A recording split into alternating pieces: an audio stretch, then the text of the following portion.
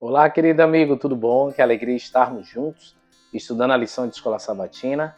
Hoje chegamos aí ao tema de domingo, as duas testemunhas, que é justamente o título da lição dessa semana. E a lição fala sobre essas testemunhas, primeiro ali em Zacarias 4, que a gente vai para lá daqui a pouquinho, mas a gente tem como estudo Apocalipse 11, do verso 3 ao 6.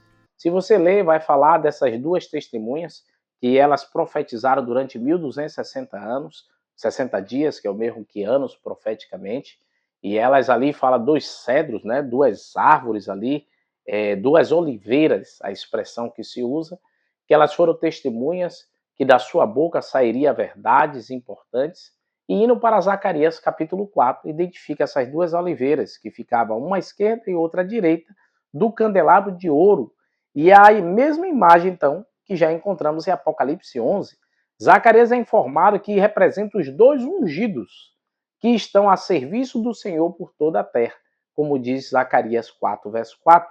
As oliveiras são alimentadas pelo azeite do candelabro. E aí a gente, quando vai para Salmo 119, versículo 105, diz: lâmpada para os meus pés é a tua palavra e luz para os meus caminhos. Então, esse azeite é o Espírito Santo. E essas duas aí oliveiras, essas duas testemunhas, dois ungidos, lá no final da lição vai falar, mas eu já quero adiantar, que é o Antigo e o Novo Testamento. A Bíblia ela foi extremamente usada nesse período. E a Bíblia, quando eu digo pessoas, pela palavra, por exemplo, quando olhamos para Elias, ele disse que pararia de chover pela palavra de Deus e ficou sem chover 3 anos e meio. Moisés disse que as pragas viriam sobre o povo do Egito. Deus então ali falou por meio de Moisés e se cumpriu. Jesus venceu o inimigo em Mateus 4, dizendo: está escrito. Então a palavra permanece durante toda a história. E esse período profético vai de 538 até o ano de 1798. E esse ano de 538 dá-se pelo período que o rei Artaxerxes permitiu o povo de Israel voltar para reconstruir Jerusalém.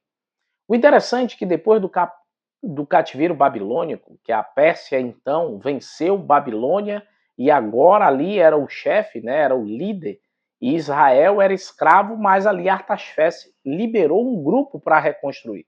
Você vê mais sobre isso no livro de Esdras, no livro de Neemias.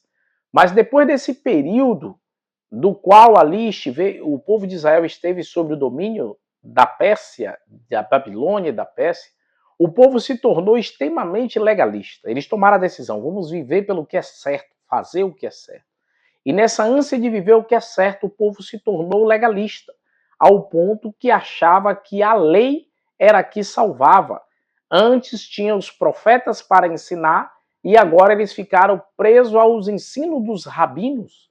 Então eles interpretavam o que já tinha escrito à sua maneira. E isso levou o povo a uma adoração com imposição. Várias leis foram criadas em cima do sábado e a lei se tornou cada vez mais pesada. Cristo veio e o povo rejeitou. E aí então agora vimos o quê?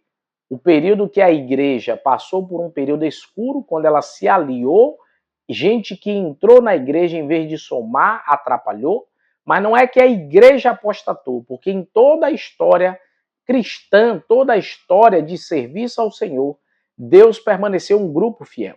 Começando lá, como a gente vê, pelo casal Adão e Eva, depois vem Sete, Abraão, que foi escolhido, e até chegar em nossos dias. E nós acreditamos que em nossos dias Deus tem um remanescente, que vemos isso por meio da Igreja Adventista.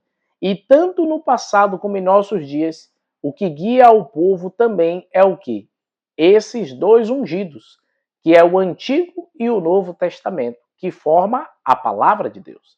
Deus se revela por meio da natureza, falou com o povo por meio de uma sarça e outras maneiras, mas nos finais dos tempos Deus tem falado conosco por meio da sua palavra e pelo seu Filho Jesus. E a maior manifestação de Cristo encontramos por meio das Sagradas Escrituras. Por isso, ler a Bíblia, ajudar a ser conservada e levar as pessoas a uma interpretação fiel das Escrituras deve ser o meu e o seu dever, guiar o povo pelaquilo que é certo. Por isso que ele nos convida a ser testemunha da sua verdade e levar essa verdade a outros, recebendo o poder do Espírito Santo. Porque os escritores bíblicos foram inspirados e hoje nós somos iluminados para compreender. E por isso é necessário pedir a Deus fé e compreensão a cada dia do que está escrito. Você crê nisso? Ore comigo neste momento. Querido Deus, ó Pai, abençoe o nosso estudo da lição, o estudo da Tua Palavra, que possamos nos fortalecer e a cada dia fazer aquilo que Te agrada. Cuida de nós no nome de Cristo Jesus. Amém, Senhor. Deus os abençoe, queridos. Tchau, tchau e até amanhã.